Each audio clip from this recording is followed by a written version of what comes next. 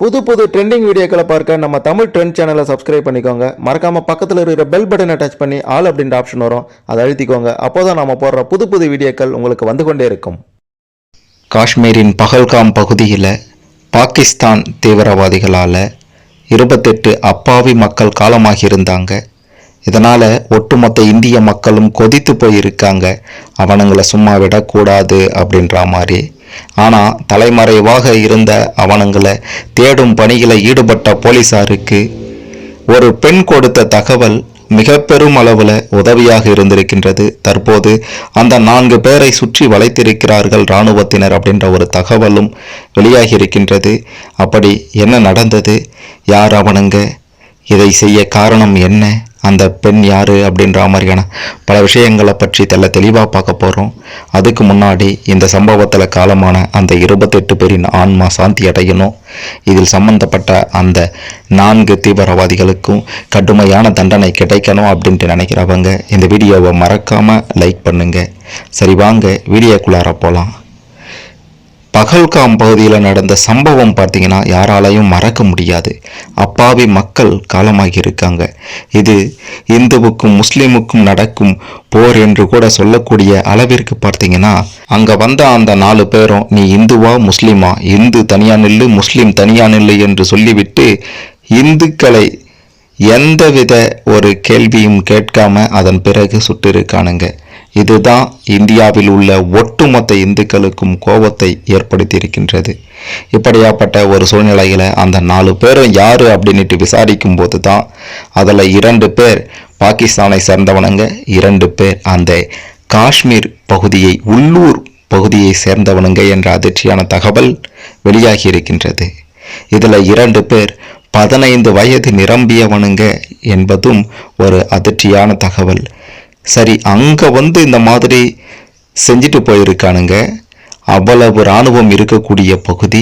இந்த பகுதியில் அவனுங்க எப்படி நுழைந்தானுங்கன்னா, இது லஷ்கர் இ தொய்பா அமைப்பை சேர்ந்த தீவிரவாத அமைப்பை சேர்ந்த துணை அமைப்பான தி ரெசிடென்ஸ் ஃப்ரண்ட் அப்படின்ற அமைப்பை சேர்ந்தவனுங்க தான் இந்த 4 பேரும்.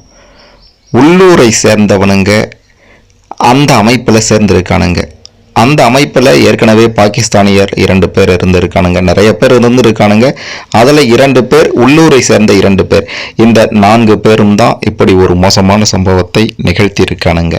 இந்த சம்பவத்திற்கு பிறகு பார்த்தீங்கன்னா அந்த காஷ்மீர் பகுதியில் இந்துக்கள் முஸ்லிம்கள் சரிபாதி அளவுக்கு இருக்க வேண்டும். அப்போதான் முஸ்லிம்கள் இந்துக்களுக்கு எதிராக இந்த மாதிரி பண்ண மாட்டாங்க அப்படின்ற மாதிரியும் ஒரு சிலர் குரல் கொடுத்துட்டு இருக்காங்க. சரி, இந்த 4 பேர், அதாவது அந்த 28 பேரை சுட்ட இந்த 4 பேர் அதன் பிறகு எங்கே போனானுங்க என்ற தகவல் தெரியாமல் போலீஸாரும் இராணுவமும் குழம்பி போயிருந்தாங்க. வெளியில் பார்த்தீங்கன்னா யாராவது துப்பு கொடுத்தீங்கன்னா, அவங்கள பற்றி தகவல் கொடுத்தீங்கன்னா 20 லட்சம் ரூபாய் சன்மானம் கொடுக்கப்படும் அப்படின்ட்டும் இந்திய அரசின் சார்பில் அறிவிக்கப்பட்டிருந்தது. இப்படியாப்பட்ட ஒரு சூழ்நிலையில தான் பார்த்தீங்கன்னா ஒரு பெண் ஒருவர் அந்த 4 பேரை பற்றி முக்கிய தகவல் ஒன்றை கொடுத்திருக்காங்க.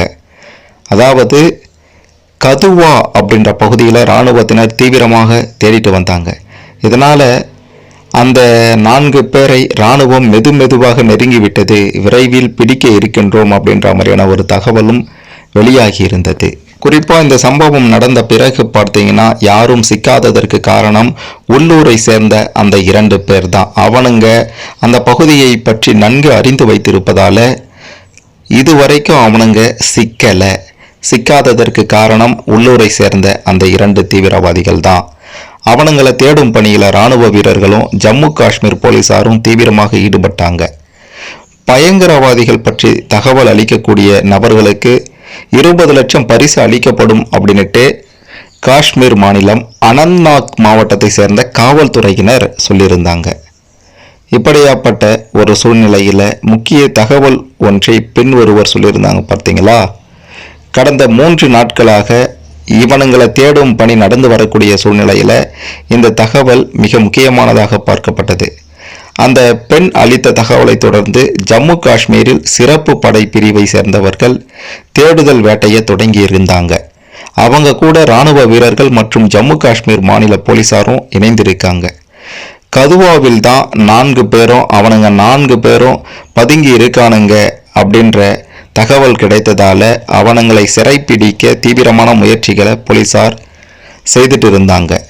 விரைவில் அவங்க சிக்குவாங்க என்று சொல்லப்பட்ட நிலையில பார்த்தீங்கன்னா அவங்க கிடைத்துட்டாங்க அப்படின்ற ஒரு தகவலும் வெளியாகி இருக்கின்றது. அவனங்களை சுற்றி வளைத்திருக்காங்க அப்படின்ற ஒரு தகவலும் வெளியாகி இருக்கின்றது. ஆனால் அது பற்றி முழுமையாக பார்த்தீங்கன்னா அது பற்றி அதிகாரப்பூர்வமாக இன்னும் வெளியில் சரியாக தகவல் வெளிவரல. அதே போல் புல்வாமா மற்றும் பாரமுல்லா உள்ளிட்ட பகுதிகளில் இராணுவம் போலீஸார் இவனுங்களை தேடிட்டு இருக்கானுங்க. அனைத்து இடங்கள்லையும் பார்த்தீங்கன்னா அவனுங்க சம்பந்தப்பட்டவனுங்களையும் குறிப்பாக இந்த 4 பேரை தவிர்த்து இன்னும் 6 பேர் அந்த இடத்துல பதுங்கி இருக்கானுங்க அப்படின்ற ஒரு தகவலும் வெளியாகி இருக்கின்றது.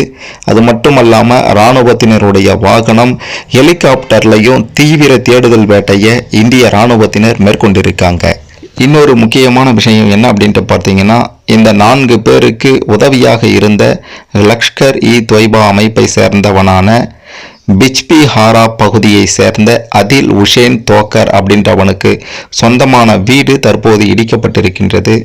அதே மாதிரி ஆஷிப் ஷெய்க் என்பவருடைய வீடும் புல்டோசர் கொண்டு இடிக்கப்பட்டிருக்கின்றது. அதில் உசேன் தோக்கர் அப்படின்றவனும் இந்த ஆசிப் ஷெய்க் இந்த 2 பேரும் பார்த்தீங்கன்னா தற்போது இந்த சம்பவத்தை நிகழ்த்திய அந்த 4 தீவிரவாதிகளுக்கு உதவினானுங்க அப்படின்ற ஒரு தகவலும் வெளியாகி இருக்கின்றது. அதனால தான் இவனுங்களுடைய வீடும் இடிக்கப்பட்டிருக்கின்றது. கடந்த சில தினங்களாகவே இந்த சம்பவம் நடந்த பிறகு பார்த்தீங்கன்னா கடந்த சில தினங்களாக பாகிஸ்தான் நாங்கள் செய்யலை இதை அப்படின்ற மாதிரி சொல்லிட்டு இருந்த நிலையில் தற்போது பாகிஸ்தானினுடைய முக்கிய அமைச்சர் ஒருவர் நாங்கள் தான் செஞ்சோம் அப்படின்ற மாதிரி, அதாவது தீவிரவாதிகளுக்கு அவங்க 30 ஆண்டுகளாக உதவி செய்து வந்ததும் இந்த சம்பவம் நடந்ததற்கு பின்னாடி பாகிஸ்தான் இருப்பதும் வெட்ட வெளிச்சமாகி இருக்கின்றது. இந்த சம்பவத்துக்கு பிறகு பிரதமர் நரேந்திர மோடி அவர்கள் உயர்மட்ட ஆலோசனைகளை நடத்தியிருந்தார். இந்த சம்பவத்தில் ஈடுபட்ட பயங்கரவாதிகள் மற்றும் அவர்களுக்கு துணை நின்றவங்களை இந்தியா நிச்சயம் அடையாளம் கண்டு தண்டனை கொடுக்கும் அப்படின்ற மாதிரியும், உலகின் எந்த மூலைக்கு சென்றாலும் அவர்கள் தப்பி செல்ல முடியாது, இந்த தாக்குதல் சம்பவத்தில் தொடர்புடைய பயங்கரவாதிகளுக்கு அவர்கள் நினைத்து பார்க்க முடியாத தண்டனையை வழங்குவோம், அவனுங்களை தடம் தெரியாமல் அழிப்போம் அப்படின்ற மாதிரி பிரதமர் மோடி அவர்கள் சொல்லியிருந்த நிலையில தான் பார்த்தீங்கன்னா மோடி அவர்களுக்கே சவால் விடுக்கக்கூடிய வகையில் பாகிஸ்தான் அமைச்சர் சொல்லியிருப்பது பெரும் அதிர்வலைகளை ஏற்படுத்தியிருக்கின்றது. பாகிஸ்தானினுடைய பாதுகாப்பு அமைச்சர் ஆசிப் கவாஜா அப்படின்றவர் ஒரு பேட்டி ஒன்று கொடுத்திருந்தார்.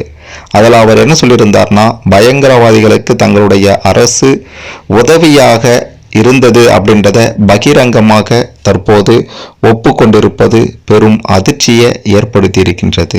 பாகிஸ்தானினுடைய பாதுகாப்பு அமைச்சரிடம் பத்திரிகையாளர் ஹெல்தா ஹக்கீம் அப்படின்றவர் பேட்டி எடுத்தார். அப்போது பாகிஸ்தான் தரப்பு பயங்கரவாதிகளுக்கு நிதி உதவிகள் பயிற்சிகள் வழங்குதல் போன்றவற்றை செய்து வருவதாக சொல்லப்படுதே, அது உண்மையா அப்படின்ட்டு கேட்டதுக்கு அதற்கு அந்த அமைச்சர் கவாஜா, ஆமாம், நாங்கள் இந்த தவறான வேலையை கடந்த 30 ஆண்டுகளாக செய்துட்டு வரோம் அப்படின்ட்டு சொன்னதோட பஹல்காம் தாக்குதலுக்கு பாகிஸ்தானை குறை சொல்லி இந்தியா பதற்றத்தை தூண்டுவதாகவும் அவர் சொல்லியிருந்தார்.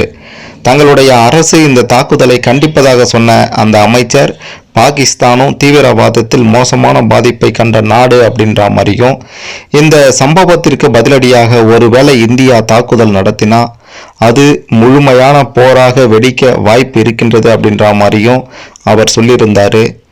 அது மட்டுமல்லாமல் இந்த பஹல்காம் தாக்குதல் சம்பவம் மிக பெரும் அளவில் போராக வெடிக்கக்கூடிய ஒரு நிலையை தற்போது அடைந்திருக்கின்றது என்றுதான் சொல்ல வேண்டும். பாகிஸ்தானை சேர்ந்தவர்களும் பார்த்தீங்கன்னா தற்போது காஷ்மீரை நோக்கி படையெடுக்க ஆரம்பிச்சிருக்காங்க. பாகிஸ்தான் இராணுவத்தினர் காஷ்மீரை நோக்கி படையெடுத்து வரக்கூடிய புகைப்படங்களும் தற்போது வெளியாகி இருக்கின்றது. போர் உருவாகும், நிச்சயம் உருவாகும் அப்படின்றதற்கு ஒரு உதாரணமாக அடுத்த 48 மணி நேரத்தில் பாகிஸ்தானியர்கள் இந்தியாவிலிருந்து வெளியேற வேண்டும். முக்கியமாக புதுடில்லியில் இருக்கக்கூடிய பாகிஸ்தான் தூதரகத்தில் இருக்கக்கூடிய பாதுகாப்பு, இராணுவம் மற்றும் கடற்படை விமானப்படை ஆகியவற்றை சேர்ந்த ஆலோசகர்களையும் புறக்கணிக்கத்தக்க நபர்களாக இந்தியா அறிவித்திருக்கின்றது. அவங்களும் ஒரு வாரத்திற்குள்ளார இந்தியாவை விட்டு வெளியேற வேண்டும் அப்படின்னுட்டு இந்திய அரசு தற்போது தெரிவித்திருக்காங்க. இப்படியாப்பட்ட ஒரு சூழ்நிலையில காஷ்மீர் வடக்கு நோக்கி பாகிஸ்தான் இராணுவத்தினுடைய பலத்த படைகள் நகர்ந்து வருகின்றது. ராவல்பிண்டி நகரின் வழியாக இராணுவ படைகள் நகர்வதை வீடியோக்கள் காட்டுகின்றது. இது மேலும் பதற்றத்தை ஏற்படுத்தியிருக்கின்றது.